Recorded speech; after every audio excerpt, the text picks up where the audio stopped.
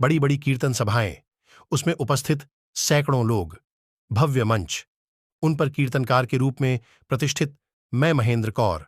मैं इन मंचों पर खूब खुलकर पूरे भावों से ओतप्रोत होकर कीर्तन किया करती थी। श्रोतागण कहते कि मेरी आवाज में जादू है, कशिश है, ईश्वर की दी हुई अद्भुत मिठास है। इसलिए मैं अपने क्षेत्र में काफी प्रसिद्ध थी। सबसे हैरानी की बात तो ये थी कि यह क्षेत्र भारत की आध्यात्मिक भूमि का कोई हिस्सा नहीं था।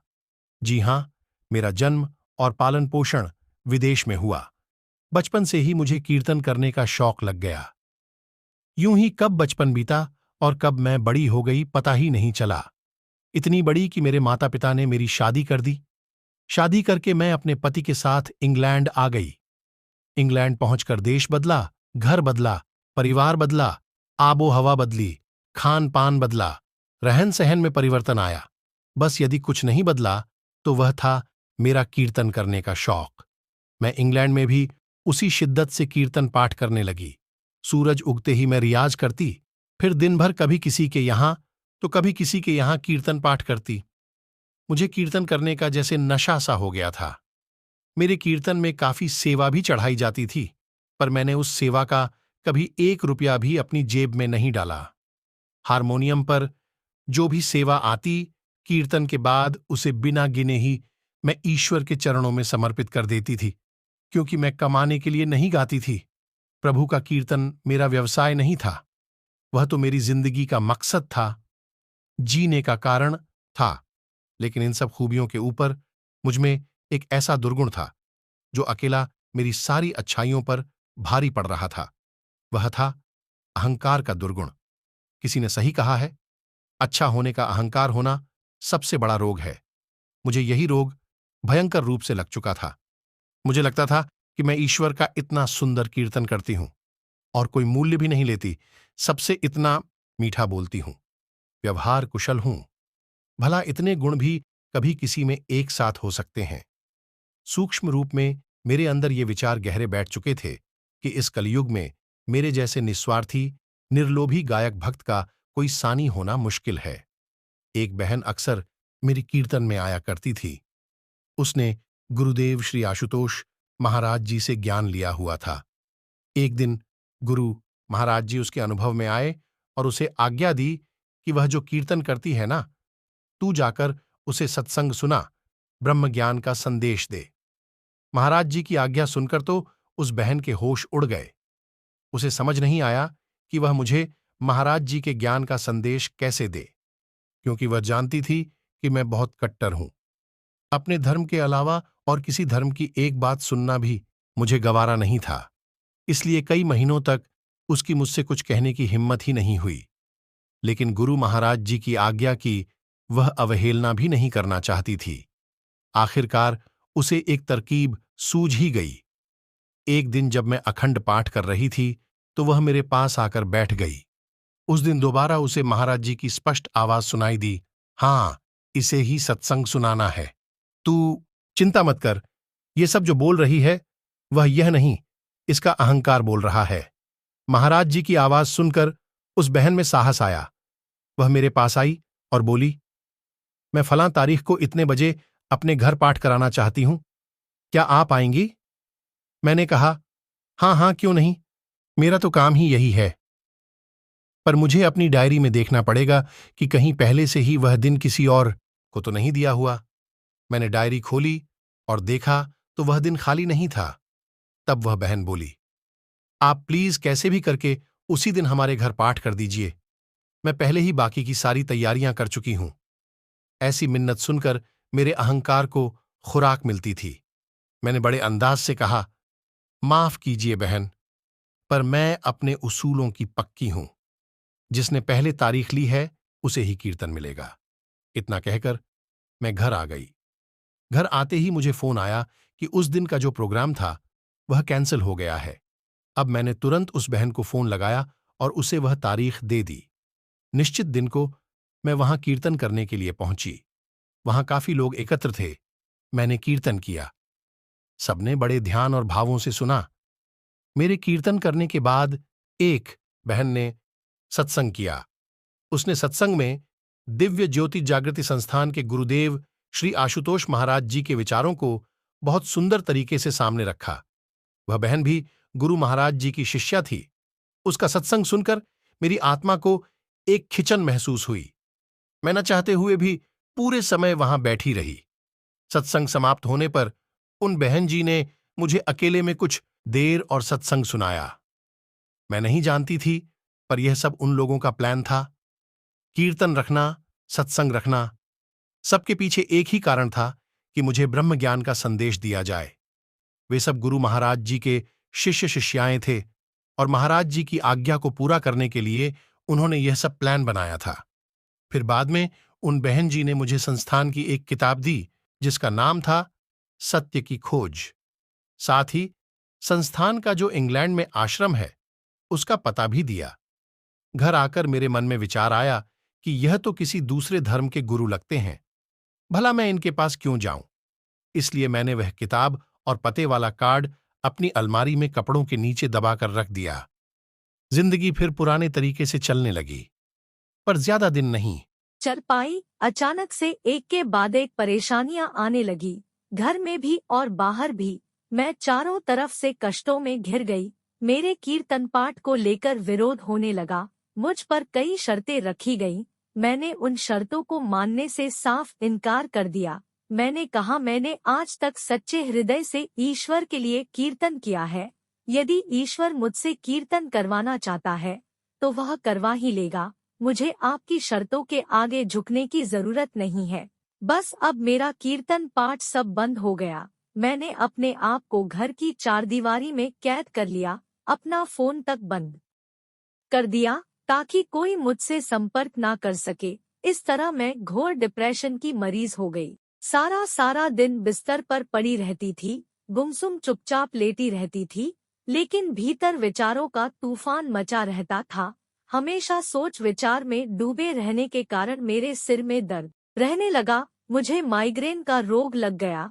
कई बार जब माइग्रेन का दर्द बढ़ जाता तो मैं अपना सिर जोर जोर से दीवार पर मारती। मेरी हालत खराब होती जा रही थी। गुरुदेव श्री आशुतोष महाराज जी जानते थे कि मेरे जीवन में कष्ट आने वाले हैं।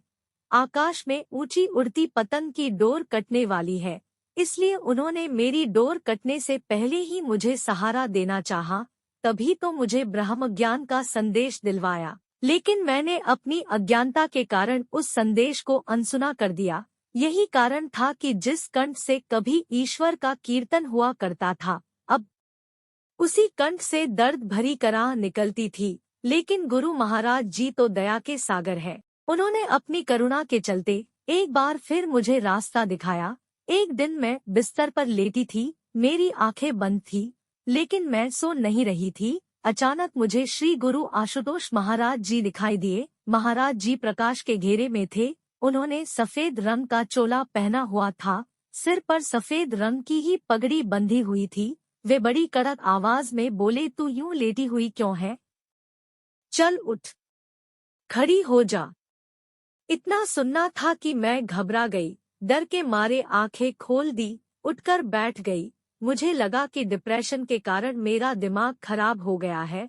तभी मुझे ऐसे उल्टे सीधे दृश्य दिखाई पड़ रहे हैं। मैंने उठकर पूरे घर का एक चक्कर लगाया और फिर आकर बिस्तर पर लेट गई। लेटते ही दोबारा महाराज जी दिखाई दिए। वे बोले, समय बर्बाद मत कर, तेरे पास जो कार्ड पड़ा है उस पते पर जा। मैं उठकर बैठ गई और सोचने लगी कि कौन से पते की बात कर रहे हैं। फिर याद आया कि करीब 6 महीने पहले मैं सत्संग में गई थी। वहां मैंने इन्हीं गुरु का स्वरूप देखा था। एक बहन ने मुझे एक संस्थान का पता भी दिया था, पर चूंकि इस घटना को 6 महीने बीत चुके थे, इसलिए मुझे कुछ याद नहीं आ रहा था कि मैंने वह पते वाला कार्ड कहाँ रखा था। मैं तुरंत उठी और अपनी अलमारी में खोजने लगी। काफी देर खोजने के बाद मुझे वह किताब और पता मिल गया। मैं फिर सीधा अपने देवर के पास गई और कहा, क्या तुम मुझे इस पते पर ले जाओगे?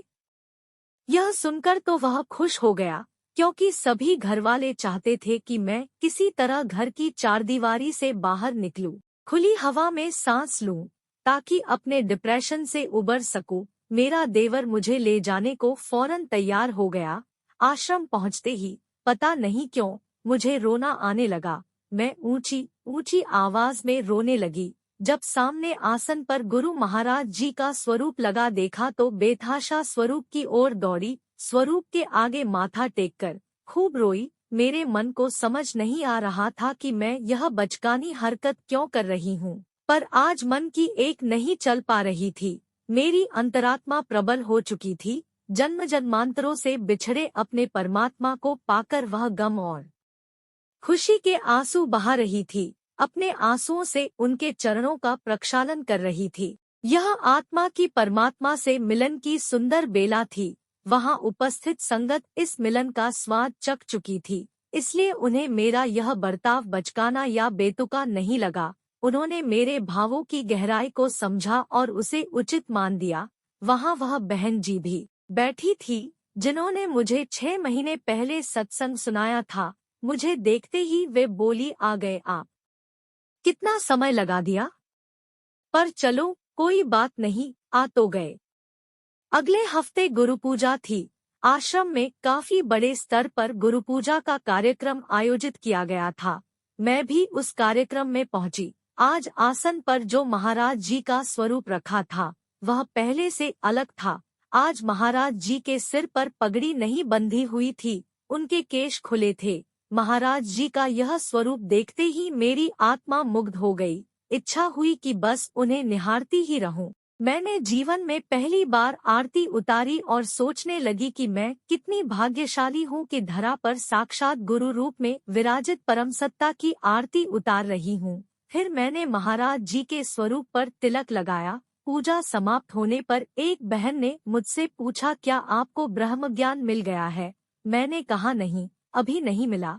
तब मैंने ज्ञान के लिए अपना नाम लिखवाया। करीब 4 सप्ताह बाद मुझे ज्ञान दीक्षा के लिए बुलाया। ज्ञान के समय मुझे बहुत से दिव्य अनुभव हुए।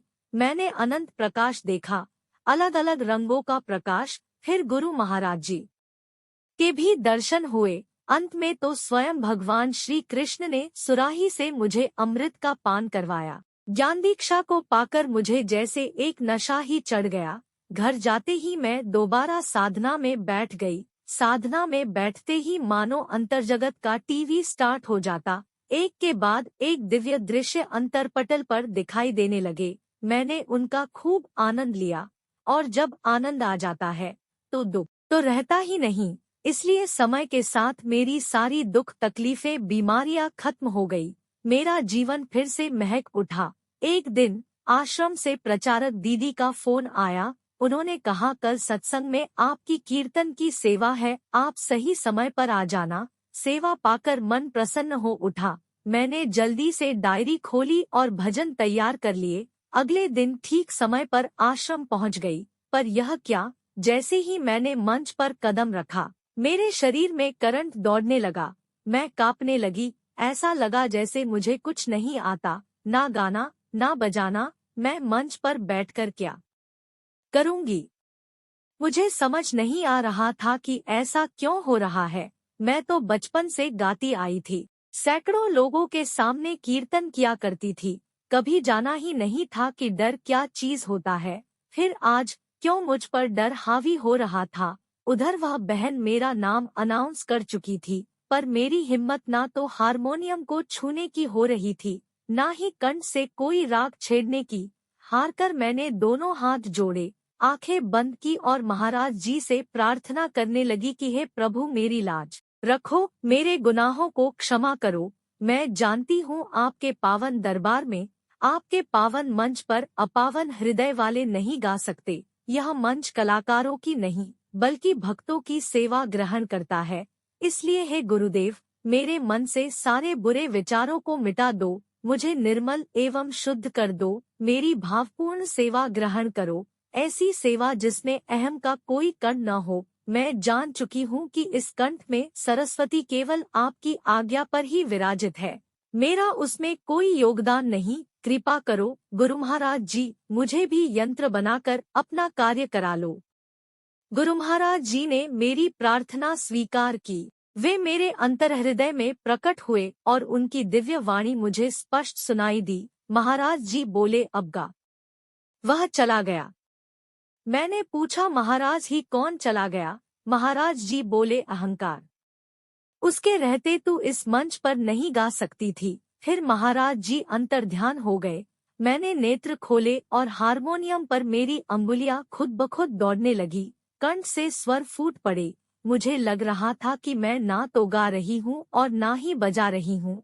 मैं तो औरों की तरह केवल श्रोता और दृष्टा हूँ। जीवन में पहली बार यह दिव्य एहसास हुआ कि बिना ईश्वर को जाने उसके लिए गाने और ईश्वर को जानकर उसके लिए गाने में कितना अंतर होता है। पहले मैं मनबुद्धि की वाणी से गाया करती थी, परंतु अब यंत्र बनकर कृपा रूपी प्रसाद का आनंद उठा रही हूँ।